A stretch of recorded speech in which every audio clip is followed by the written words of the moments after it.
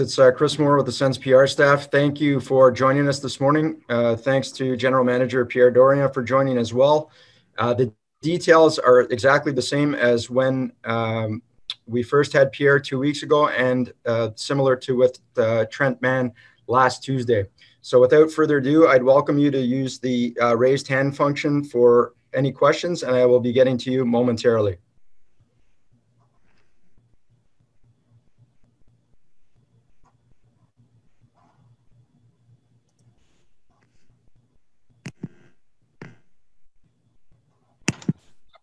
Okay, the first question, Pierre, comes to us from Wayne Scanlon with Sportsnet.ca. Wayne, you have been unmuted. Please go ahead. Good morning, Pierre. Thanks for doing this again. My pleasure, Wayne. Lots of chatter about what you might do at 28 and with those plethora of second-round picks. What I asked you then a couple of weeks ago, what the chances are you holding on to all those picks? Has that changed at all since then? Well, obviously, there's a lot of discussion. We all know this is a deep draft. We still feel that we're going to get a pretty good player if we make the selection at 28.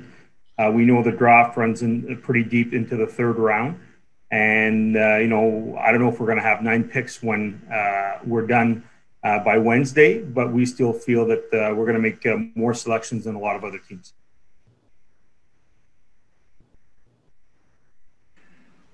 Pierre, the next question is from Kyle Bukauskas at Sportsnet. Kyle, you've been unmuted. Please go ahead. Morning, Pierre. Thanks for doing this. Just curious, as you guys have gone through your mock drafts and everything the last few weeks, I mean, has there been a pretty healthy debate over what you might do at 5, or how would you describe just the different discussions that have gone on around that scenario? Obviously, our amateur scouting staff, we feel, is one of the best in the business, led by Trent Mann. They've done a tremendous job. We've been hunkered down here. I think we've met through Zoom for over 10 hours over the last 10 days. And yesterday we had a long 5-hour meeting where we reviewed the list. I don't think it's just about 5. It's about 3, 5, 28, 33, 52, and so on. So, we've gone through multiple scenarios. We've had multiple mock drafts. We're going to have one final one here this afternoon that I'm really looking forward to. I think Trent and myself will throw multiple scenarios that could happen, and we'll be ready for Tuesday and Wednesday. Pierre, the next question is from Haley at The Athletic. Haley, please go ahead. Hi, Pierre. I'm just wondering, I know it's difficult to predict how things are going to shake out, but do you see much separation between the quality of what could be available at 28 and number 33? Obviously, you're probably in the same range. What happens a lot of times, Haley, is that obviously we have the second pick in the second round starting on Wednesday, and teams will probably be phoning Detroit and us about possibly moving up or possibly acquiring that pick. But the between 28 and 33 depends, how we've grouped them and how we feel. But we can't tell what's going to happen really in the first 27 picks except for 3 and 5. And after that, the multiple things can happen. So, but we'll be ready for pick 28 and pick 33. Pierre, the next question is from Bruce Garriock at Post Media. Bruce, please go ahead. Pierre, I just wanted to ask you a couple things. Number one, just can you talk about the signing of Josh Brown? Yes, for sure. I'll answer that one right away. Obviously, Josh is someone that we tried to acquire last year. I think he fits in with the type of team that we're trying to build. Josh is be someone that'll be able to play on the penalty killing for us. He's someone that we feel his game has taken a notch forward in the last few years with his NHL experience. Obviously, he's played under DJ. He's a high character person. He's someone who's improved his skating ability, who can make a simple outlet pass, but is a really strong defender. And we're happy to sign him, for 2 years. And I think Josh is also very happy to sign with us for 2 years, and he'll be wearing number 3. Secondly, have you? I got 2 things here. Can you say who you have sent QOs to and who you haven't? And thirdly, can you just talk about the debate that's going on at number 5 right now? QOs we'll do later on this week. Obviously we're talking with all our restricted free agents. We've had discussions with every single one of them. We have quite a few. I think we have 11, if I'm not mistaken. I think it was 12 with Josh Brown, but we got a contract done today. And 5, there's multiple options there. We're in a very fortunate position that I think our fans will be very happy when we have selected the player that will take at 5. I think he's going to be an impact player, someone that's definitely going to help us in our rebuild. I think the player at 5, whether he plays this year or next year, will have an impact within the next few years for us. So we're really excited about whomever that might be. I think we're narrowing it down, and we have one final meeting and one final mock draft this afternoon. That will give us a clear indication the route we're going to take. But at the same time, we don't know what's going to happen at 4, and it's up to Detroit to decide. Then that can also tell us what we're going to do at 5. Pierre, the next question is from Mike Moriali at NHL.com. Mike, please go ahead. Hey, Pierre, thanks for doing this. Pierre, I know you've already said you will likely not trade that number 5 pick, but are listening. What would it actually take to give away a pick that high? Oh, that's such a hypothetical question that I don't know. Nothing's been offered yet that is even nothing's been offered that we would consider at this point in time. But as we get closer, we might consider it. Pierre, the next question is from Josh Clipperton at Canadian Press. Josh, please go ahead.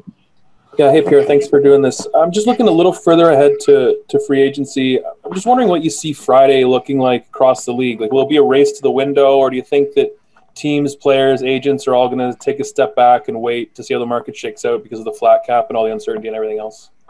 I think the landscape has definitely changed, Josh, with with this pandemic.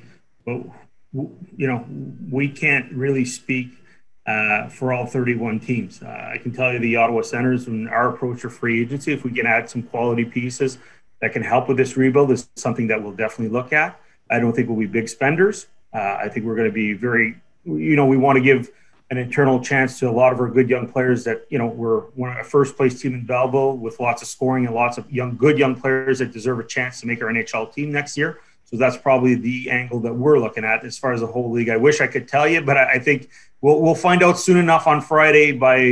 I'm sure by 2 or 3 o'clock, we'll have a good idea of what a lot of teams are doing.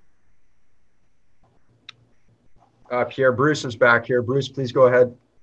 Pierre, just wondering on a couple of things again. I want to know your thoughts because you're probably going to get one of them on Quinton Byfield and Tim Stützle kind of separately. And then I got another one. Yeah, no, obviously on both these players, we think we're going to get one of these 2 players, which is very exciting for us. It's exciting for our fans. Both players can play in the NHL as of next year, we feel, as a group. They would be rookies, so we have to sometimes temper expectations, but at the same time, you're getting 2 potential superstars. They're both different players. Quinton Byfield creates offense a little bit more with his power.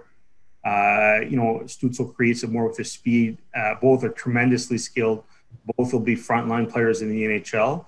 And, we've said it many times here, both Trent has said it and myself said it too, that we'll just wait and see what LA does. And we know we're going to get a good player, someone that our fans will be really excited to come and watch. Pierre, do you have any other guys? Like, you've had some guys go play in Europe. There was some talk about maybe last week about Allsing and Brandstrom. Or have you got any other guys going there?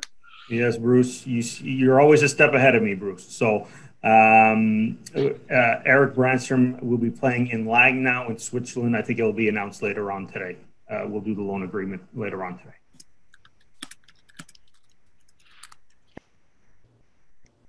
Pierre, the next question is from Mark Broussard. Mark, you're unmuted. Please go ahead. We go in French now, Chris, or? I actually don't have any remaining questions in English, so if you'd like to go in French, please do. We'll take some more in English, but if you'd like to start in French, Mark, please do. OK. Pierre, je suis curieux pour le choix 28. Est-ce que tu as exploré la possibilité de toi monter dans le repêchage avec peut-être en packageant certains de tes choix de deuxième ronde? On a regardé toutes les possibilités, Marc, soit de monter, descendre, ajouter d'autres choix. On sait que c'est un repêchage qui a une très bonne profondeur. Donc, on parle beaucoup avec plusieurs gérants pour voir qu'est-ce qu'on pourrait faire, soit mardi ou mercredi. Pierre, the next question is from Mark's colleague Sylvain at Ottawa. Sylvain, please go ahead. Salut Pierre. Je voulais revenir au choix numéro 5 dont tu as parlé tantôt. Tu disais qu'il y a des joueurs qui pourraient jouer l'année prochaine ou dans un an. C'est quoi les qualités qui feraient en sorte, par exemple, qu'un espoir au choix numéro 5 pourrait vous aider très rapidement l'année prochaine?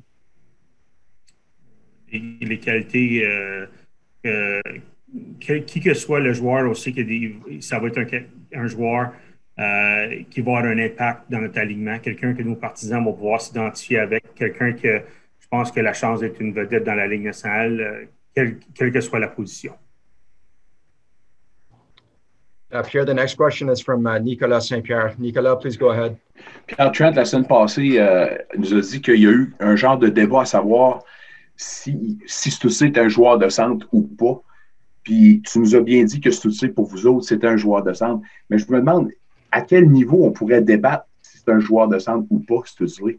Ça serait quoi la qualité de son jeu qui ferait en sorte qu'on débattrait si c'est un joueur de centre ou pas? Ben, je pense que quand ça vient avec, dans le cas de Stützle, il a joué au centre une grande partie de sa vie. L'année passée, avec les hommes, il a joué à l'aile, mais il possède plusieurs bonnes qualités d'un joueur de centre, quelqu'un qui peut fabriquer des jeux, qui peut transporter la rondelle, qui peut attirer les défenseurs adverses vers lui et créer des chances de marquer. Donc, c'est un talent exceptionnel qui peut jouer soit au centre ou à l'aile. Mais l'année passée, il a joué plus à l'aile dans la Ligue 1. Pierre, it looks like we're going to revert to English here. Murray Pam from Full Press NHL is up next. Murray, please go ahead. Hi, Pierre. Switching topics. Hi. Switching topics to free agency at the end of the week. Are you still going to be, or are you going to be targeting maybe a couple of veteran players up front and on the back end? For sure. We'll look how the draft goes, obviously, from the draft, if there's possible trades, possible additions via trades. But we'll be looking at the free agent market. But at the same time, I think we're going to be smart in how we assess it and how we make the additions to our team. And then, we want to make sure that we don't block the chance of a good young prospect who could flourish with us next year. But at the same time, we know that we can't have a bunch of younger players. Pierre, Mike Morreale from NHL.com is back. Mike, please go ahead. Yeah, Pierre. Obviously, Byfield and Stützle are both excellent options there for you at number 3. But I always know that trying to project the highest ceiling for a player is also important. What goes into determining a higher ceiling or higher projection of a player? Oh, that's a great question, Mike. Going back to my scouting background, which has been a lot of fun, spending a lot of time with our scouts, over the past few days and through Zoom, finalizing touchdown lists. We're always talking about upside and potential. And when you're looking at, especially the top end of this draft, you're looking at elite talents at the top of this draft. And you have to look at where's their physical maturity? Where's their mental maturity? How will they be able to handle the NHL next year? Because obviously they're not going to step in the NHL and be the leading scorer in the NHL as Byfield was for a certain point in time during the OHL year, and as Stützle probably was the previous year in the German Junior League. So you got to look at how they're going to face adversity. You're going to look at where can you put them so they can achieve their maximum potential for their development. How many minutes you're going to play them. I think what we've done. And I give a lot of credit to Guy Boucher when we had Brady Tkachuk. He knew what he needed to do as far as development. I think at times last year, DJ was great with younger players. As far as even they were struggling, they still got the minutes they deserved so they could achieve their maximum potential. So it's finding the right balance as far as your development team, which we have 2 great people in Sean Donovan and Jesse Winchester. It's finding cohesion with your coach to make sure that the young players in your lineup develop well. It's making sure that if they spend time in the American League, that they get the ice time to develop properly. And when you're looking at all these things, you're always looking at so many elements of a player to see how he can achieve that maximum potential.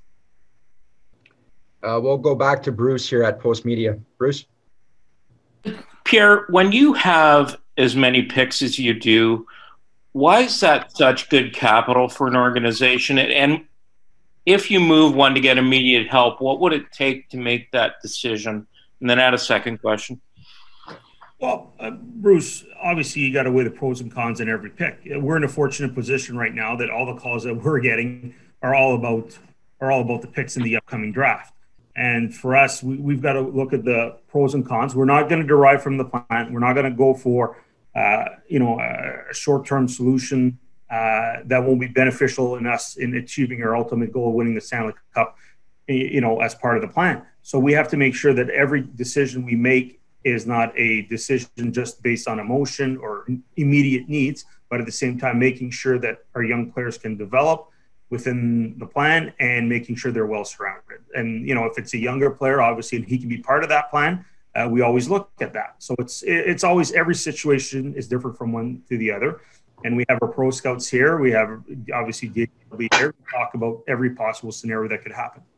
Have you any update on Anders Nielsen's health? And the other part of that, and this is my last question, is are you still talking to Ron Hainsey? No update on Anders Nielsen. It's one of the calls that I hope to make, but I'm away from scouting meetings that I'd like to get back to as quickly as possible. And Ron Hainsey, we've talked with the agent, but I don't really want to get into specifics about any potential UFAs. Pierre, we'll go back to Haley at the Athletic. Haley? Pierre, just going back a week or so, just because we kind of missed you between Zoom calls here, can you maybe take us through quickly the decision to buy out Bobby Ryan's contract? Yeah, no, obviously, this wasn't anything that we took lightly.